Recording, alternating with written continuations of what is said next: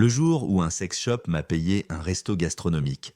Dans le métier de téléconseiller, faut bien se trouver des moyens de survivre au flot ininterrompu de clients désagréables, de râleurs professionnels et de bugs techniques qui refusent de s'expliquer. Alors, avec les collègues, on avait instauré un petit jeu. On tirait 3 mots au hasard dans un chapeau et on devait les placer naturellement dans un appel. Celui qui réussissait remportait les tickets resto des autres joueurs. Et comme on était 8 à jouer, autant vous dire que ça valait le coup de se creuser les méninges.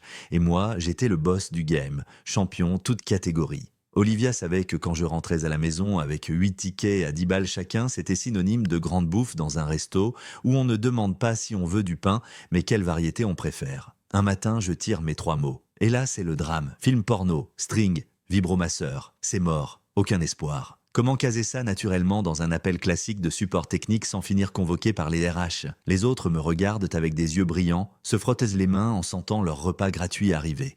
Mais moi, je ne me laisse pas démonter. Premier appel de la journée, numéro au hasard. Ça sonne. Et là, mes amis, le destin a décidé de me récompenser pour toutes les fois où j'ai écouté poliment un client me hurler dessus pour 2,63 €.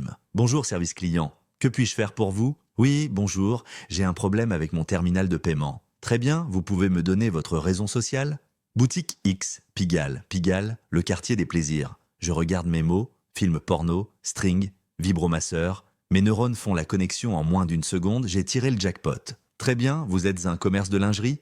Non, nous vendons des sextoys et tout ce qui va avec. Mes collègues, qui écoutent dans douce, me voient au sourire comme le Joker. Olivia dirait que j'avais le regard de quelqu'un qui vient de comprendre qu'il va manger du foie gras aux truffes ce soir. L'appel se déroule normalement jusqu'au moment où j'entends en fond sonore du bruit. Excusez-moi, mais il y a un film en arrière-plan, c'est quoi? Ah ça? C'est un film porno qu'un client a mis sur une télé. Attendez, je vais baisser le son. Bim.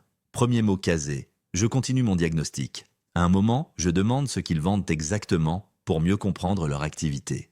Nous avons des sextoys, de la lingerie, des accessoires.